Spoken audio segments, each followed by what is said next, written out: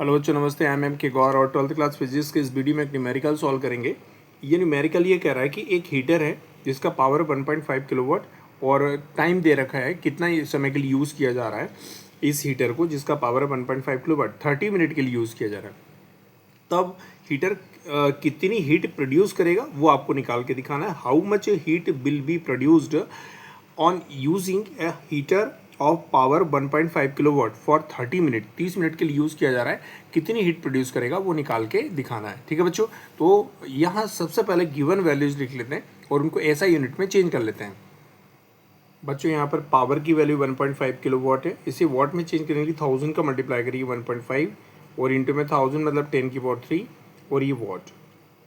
यहाँ पर मिनट है, यहाँ पे सेकंड में चेंज करिए तो 30 इंटू 1 मिनट लिख दीजिए। पहले 1 मिनट कहाँ से आया, यहाँ पर ये जो 30 को बाहर निकालेंगे तो 1 मिनट बचेगा। 1 मिनट को 60 सेकंड लिख दीजिए आप, तो 30 था पहले और इंटू में 1 मिनट को 60 सेकंड लिख दीजिए। तो यहाँ पर ये पूरा चेंज हो गया और टाइम सेकंड में चेंज हो गया और यहाँ पर पावर है वो किलोवाट से वॉट में चेंज हो गया। अब क्या करेगा, कितनी हीट प्रोड्यूस करेगा उसके लिए फॉर्मूला लगाते हैं।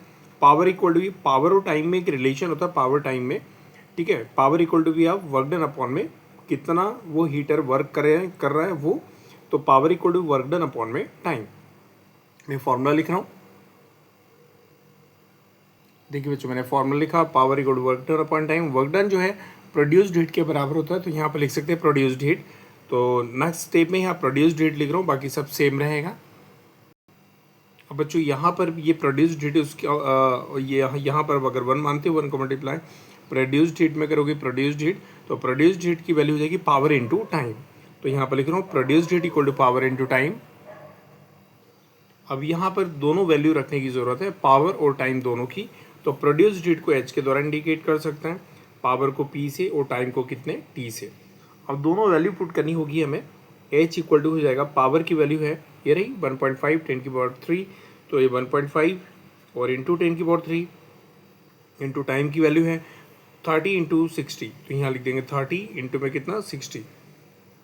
ठीक है बच्चों, तो यहाँ पर 1.5, अच्छा इंटू में यहाँ पर 1 मान लीजिए, 0 एक 0 यहाँ से निकालिए, एक 0 यहाँ से निकालिए और वो 1 को 100 बना दीजिए, 3 और 6 को अकेला छोड़ दीजिए। तो यहाँ पर हो जाएगा H equal to E 1.5 into में 3 इंटू में 6 इंटू में 10 की पावर 3 और ये दोनों जीरो मिलाकर 10 की पावर 2 बनाया था, वो 10 की पावर 2 यहाँ लिख दीजिएगा। ठीक है बच्चों, अब यहाँ पर 10 की पावर 5 हो जाएगा, 3 + 2 5 और ये तीनों को मल्टीप्लाई करेंगे 3 6 1.5 27 हो जाएगा यहाँ पे। तो produced heat H equal to 27 into में 10 की पावर 5 जूल आंसर आएगा। लेकिन यहाँ पर ये जो आंसर है उसको अगर 2.1 डिजिट के बाद पॉइंट लगाने के लिए क्या करिएगा, यहाँ पर 10 का मल्टीप्लाई करिए, 10 से डिवाइड करिए, तो h इक्वल टू भी हो जाएगा 27 इंटू में 10 और अपॉन में 10 और यहाँ पर हो जाएगा 10 की पावर 5। ठीक है, h इक्वल टू हो जाएगा, जब डिवाइड करोगे तो 2.7 हो जाएगा और यहाँ पर 10 की पावर 1 था, 10 की पावर 5, 10 की पावर 6। इतनी हीट प्रोड्यूस होगी 30 मिनट के अंदर या इतने सेकंड के अंदर। ठीक है, वो जो हीटर है इतनी हीट को प्रोड्यूस करेगा। तो बच्चों ये न्यूमेरिकल जो है आसान था, तो आज के इस वीडियो में इतना ही काफ़ी। Thank you so much. एक बार वापस से रिवाइज कर देते, थोड़ा सा पावर, हीटर का पावर दे रखा है, इसको किलोवाट को वॉट में चेंज किया 1000 का मल्टीप्लाई करके और टाइम मिनट में दिया था, सेकंड में चेंज करने के लिए यहाँ पर 60 का मल्टीप्लाई किया। पावर का फॉर्मूला होता है, सॉरी पावर का formula work done upon time, मतलब हीटर कितना वर्क कर रहा है वो। वर्क डन जो है वो हीट में कन्वर्ट हो जाएगा, तो वर्क डन को प्रोड्यूस्ड हीट के बराबर रख सकते हैं। प्रोड्यूस्ड हीट की वैल्यू हो जाएगी पावर इंटू टाइम, तो पावर को पी से इंडिकेट करें, टाइम को टी से, पावर की वैल्यू पुट की, टाइम ये रहा आपका 60, 30 60 ये रहा।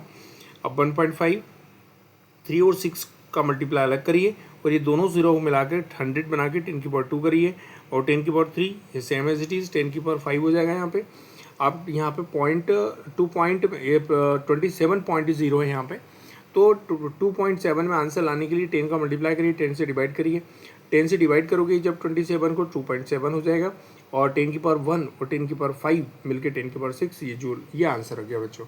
तो आज के इस वीडियो में इतना काफ़ी। Thank you so much.